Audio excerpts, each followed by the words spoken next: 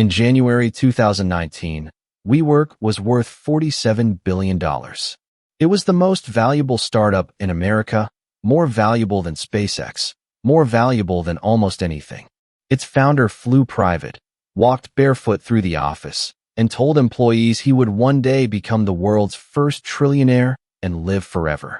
9 months later, the company was nearly bankrupt. The founder was gone with a payout north of $1 billion, and the $47 billion valuation had collapsed to under 8. This is the story of the fastest evaporation of wealth in modern corporate history, and the single document that pulled the whole illusion apart. Start with what WeWork actually was, because this is where the trick begins. Strip away the language, and WeWork was a real estate company. It signed long leases on office buildings, chopped the floors into smaller spaces, decorated them with free beer and reclaimed wood, and rented those spaces to freelancers and startups on short, flexible terms. That's it. It was an office sublet business with kombucha on tap. Now, office sublet businesses are not exciting. A company like that might be worth a few times its annual profit, if it has profit at all. But WeWork wasn't sold as a real estate company. It was sold as a technology company, a physical social network, a company that would, in the founder's words, elevate the world's consciousness.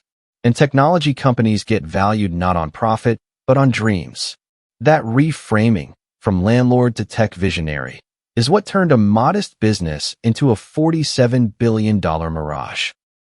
The dreamer-in-chief was Adam Neumann. 6'5", long hair, magnetic on stage.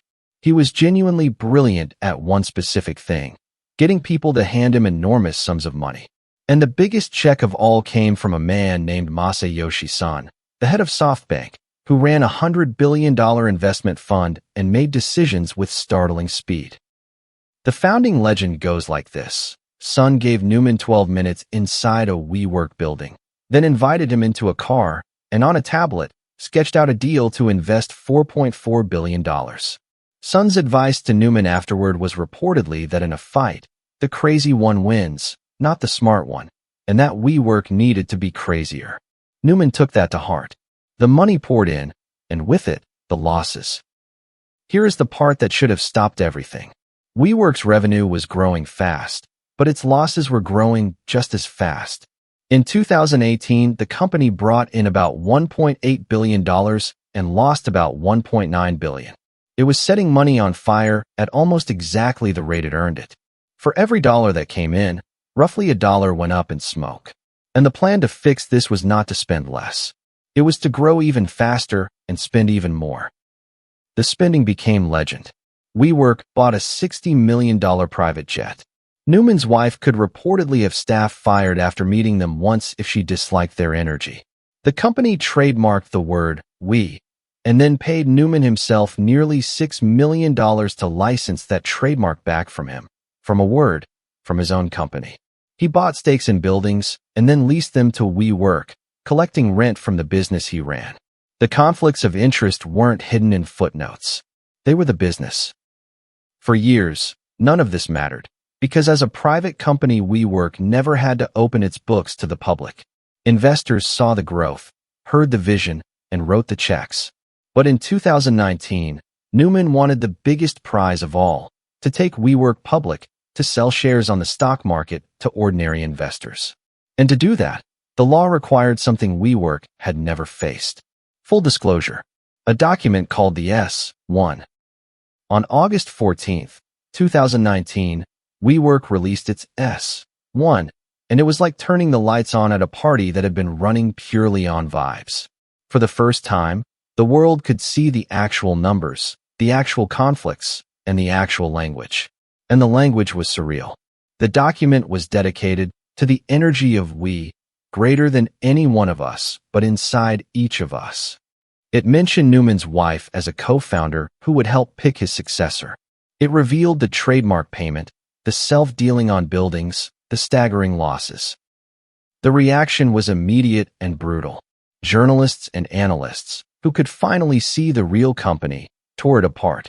The $47 billion valuation, they pointed out, was a number invented by a single investor's enthusiasm, not by any market. Take away the storytelling, and you had a heavily loss-making real estate business run by a founder who treated it like a personal piggy bank. Investors who might buy the stock started asking a simple question that the private funders never had. How does this ever make money? There was no good answer. Over the following weeks, the estimated value of WeWork fell off a cliff. 47 billion, then 20, then 10. The IPO that was supposed to crown WeWork the future of work was postponed, then pulled entirely. And a company that lives on the confidence of investors has a fatal weakness. Once the confidence goes, so does the cash it needs to survive. WeWork was burning money, and now nobody wanted to refill the tank. The board, and especially SoftBank, faced a choice. Let WeWork run out of money and collapse, taking billions of their existing investment down with it, or force out the founder and try to save the corpse. They chose the corpse. In late September, just weeks after the S-1, Adam Neumann was pushed out as CEO. And here is the detail that makes people furious to this day. The man who built the bonfire walked away rich. To get Neumann to leave quietly and give up control, SoftBank reportedly agreed to a package worth well over $1 billion, including buying his shares and paying a massive consulting fee. The employees were not so lucky. Thousands were laid off in the following months. Many held stock options that were now close to worthless. The founder left with a fortune. The workers left with a cardboard box. SoftBank ended up owning most of WeWork and pumped in billions more to keep it alive, effectively marking down one of the most famous investments of the decade to a fraction of its former value. WeWork did eventually limp onto the stock market years later through a side door, and then, in 2023, it filed for bankruptcy anyway. The $47 billion company was, in the end, worth almost nothing. So what actually happened here? WeWork didn't fail because office space is a bad business. Plenty of boring companies rent desks and make steady money. WeWork failed because it was priced as a fantasy and run as one.